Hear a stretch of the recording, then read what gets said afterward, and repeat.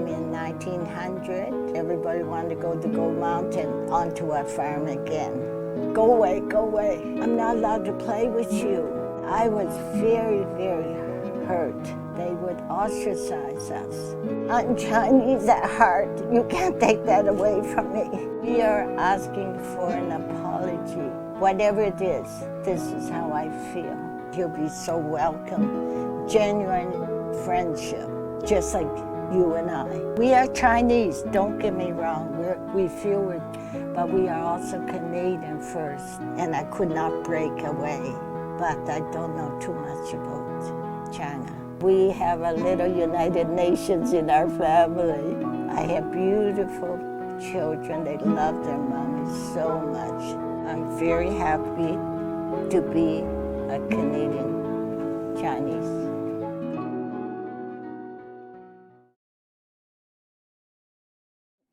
My name is Mary Mohammed, but my surname is Ling, and I am 89 and a half years old. They came in 1900. Everybody wanted to go to Gold Mountain onto our farm again. I never arrived. My parents came here, and they came in 1900, and I'm not sure when my mother came, but it was much later. She came over as a Moije. She was bought by a wealthy family, and they lived in Vancouver. So she was brought over, and the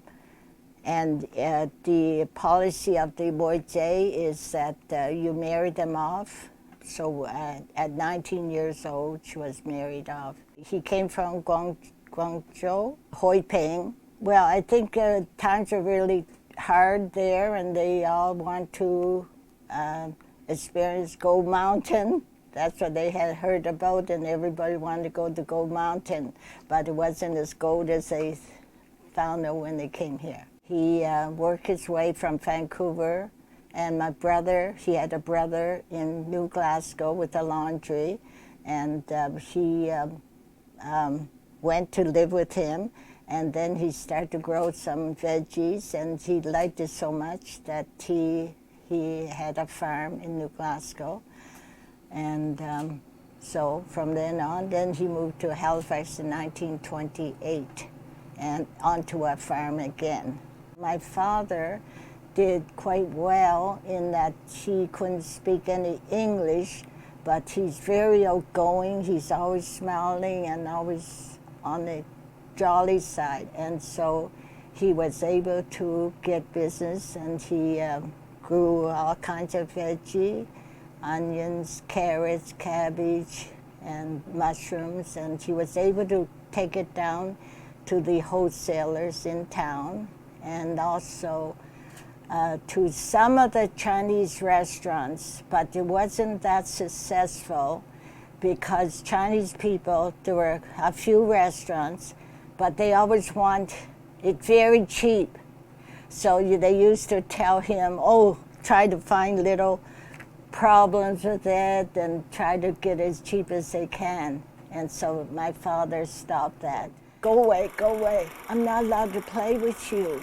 I was very, very hurt. At that time, the ladies weren't allowed over.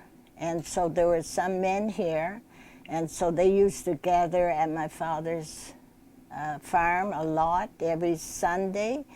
My father used to invite them, and it wasn't a good experience for me because they dote on my brothers because they liked the boys. They didn't like the girls, and they kept on saying, you're no good, no good. Go away, go away. And that still affects me. As a little girl, I couldn't understand why. That was really tough. And then when I went to school, we had to speak Chinese at home. And my brothers couldn't speak English because we weren't allowed to. And when I went to school, It was very traumatic because I didn't know what was going on. I couldn't relate to what the kids were saying or the teacher was saying to me. But the teacher were very sweet. They were very kind to me. They assigned students, older students, to more or less look after me. And so that sort of saved the day a bit. I had one bad experience. This is terrible. I'm remembering all the bad things, and as if it's today. I had a very nice little girl, and she told me home. And the mother grabbed her in and shut the door on me. And I didn't know what was happening. And next day, I asked the little girl, and she said, I'm not allowed to play with you. And I didn't know why. And she said, because you're Chinese. And I didn't know why. What's wrong? Why am I so bad? I'm not bad. And from then on, I'm very, very shy. Very, very shy. I was withdrawn up until maybe high school. Went for a summer job, and I got the job. Well, he told me, but he told me in the back, and he tried to molest me. And of course, I knew bedroom right or wrong, and I just ran out of there into the front room, and he caught up with me, and then he said that he's not going to hire me on second thought, because he said, I don't know the Chinese people will like you as you being Chinese. And I was very, very hurt. Again, So growing up Chinese was not that easy. They would ostracize us. I'm Chinese at heart. You can't take that away from me. We are asking for an apology. Whatever it is, this is how I feel. When I met my husband, I met him at work, and he came as a summer student. And then we wanted to get married. The Chinese community was in an uproar.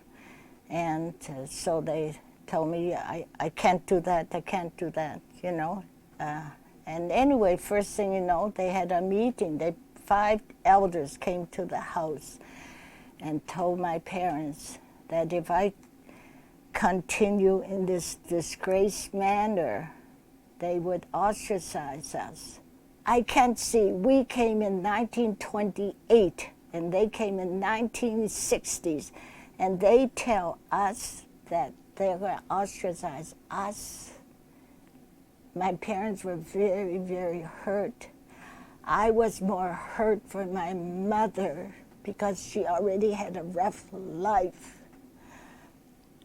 And for them and she was so kind to everyone, and she visited them, but they told her to leave. And that actually happened. And then I married my husband, and they said that's it. He was West Indian. And they said that's the lowest you can ever go. Black, dark. He wasn't black, he was brown anyway. They're colorblind, I guess. But to them, it doesn't matter. That's the lowest you can sink. And to me, they were ignorant because they couldn't see what is in here instead of the color of your face. That should not matter, but it did. To this day, I never got an apology. I am not with the community. You know how much that hurt. I went to Toronto in my later years. I heard my language being spoken on the street because a lot of it was from Guangdong, you know, my Cantonese, not Mandarin. I stood there and cried my eyes out. Because I'm Chinese at heart. You can't take that away from me. We are asking for an apology. I'm almost 90, you know, 65 years. No one came across. I'm still ostracized from the community. Whatever it is, this is how I feel. That's when I took a turning point, by the way.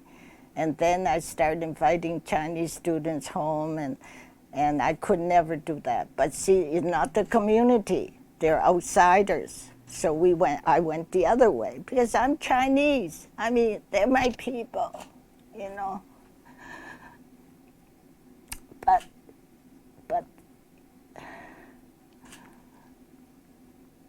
some people say, get over it. It's not that easy, you know, so. You'll be so welcome. Genuine friendship, just like you and I. We are Chinese, don't get me wrong. We feel it, but we are also Canadian first. In my days, we were the newcomers. Canadians are not used to a yellow face, black hair, you know, small eyes, and they didn't know if we were a threat or how to take us. But luckily, we were fortunate because we had a very, very nice Protestant minister. He used to come to the house and he welcomed us to his home. My father would go with his dirty boots and coveralls, and he'll be so welcome. Genuine friendship. But when by the time my kids, that would be in the 60s or so, there wasn't as much. They found out that we are just like you and I. You know, there's nothing too bad about them. And around that time, they started liking Chinese food because there were more Chinese and more Chinese restaurants. So it wasn't as bad, but there was an odd time that there was discrimination. I'm very happy that the government had come across and treated us as equal, in that they took away the discrimination law like in 1923, where Chinese weren't allowed over. Now we're allowed over. That's only since the war, by the way. After the war, when the Canadian government realized, hey, those little yellow men enlisted on their own. You know, like my brother, they enlisted on their own because they feel Canada's their country. You know, because we were born here. We are Chinese, don't get me wrong. We feel it, but we are also Canadian first because we were born here. And to be discriminated, that was the hardest thing to accept, you know, because I feel I'm the same as my classmate. But anyway, they found that they were in the wrong, and we are accepted. My brothers all got government jobs.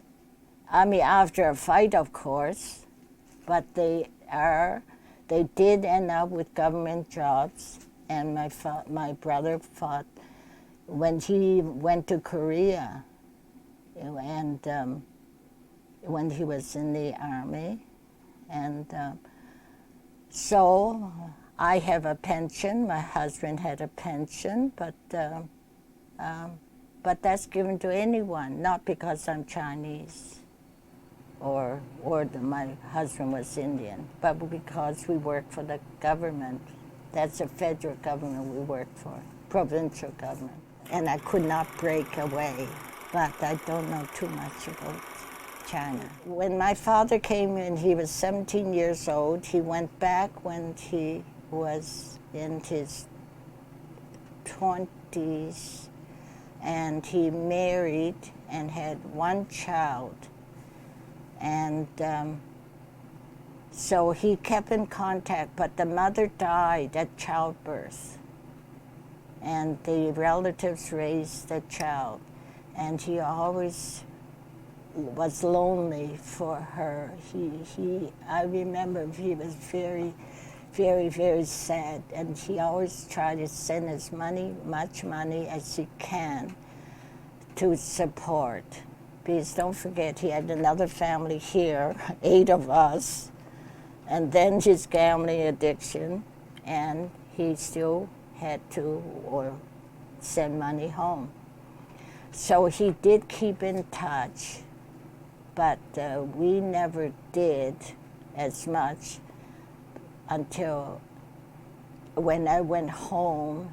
I had some old letters, and I was able to be in contact, but I was with a group, and I could not break away, and they couldn't understand that, and it was sad because we were both crying because we wanted to meet so much, but I couldn't. My English, Chinese, I couldn't explain that I was with a group, and I could not break away. I was only there 2 weeks. I was up in Beijing, ended up in Shanghai. And in Shanghai, that's where I contacted. I was so happy to, because I couldn't understand my father's language. I speak my mother's dialect. I think she must have been from around Moi Gok, because we went to Moi Gok on my last visit, and their language was very much like the way I would speak it.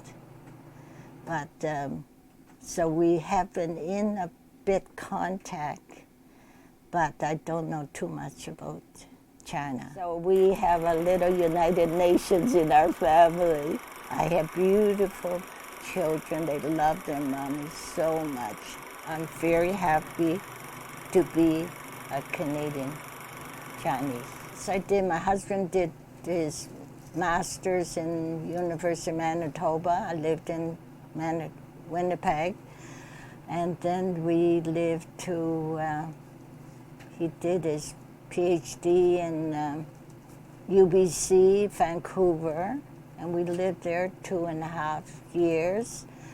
But we didn't have any money, so I never visited downtown except one day.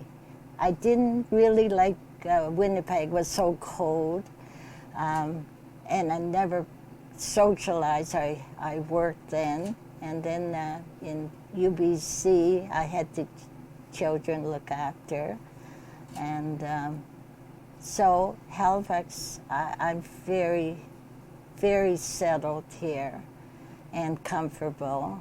My baby sister, 8 years younger than me, she became a nurse, and she married a UNTD, they call it, university as students. They exchange students from Belgium. So she married a Belgian. My oldest brother, Tom, married a Scottish lady from work. And my second brother, Frank, married a Norwegian lady. And then my William married half Chinese in Halifax. So we have a little United Nations in our family. I'm very, very satisfied. I have beautiful children. They love their mommy so much. My oldest is a bond trader, and my second is supervisor at a post office. They all have government jobs. And my daughter did work in an insurance company, and then I own a bakery, and she sort of helped me with that. And my youngest, he was in IT. He worked at 2 banks, and he's out of job right now. But most of all is not what they do, is how much we love each other.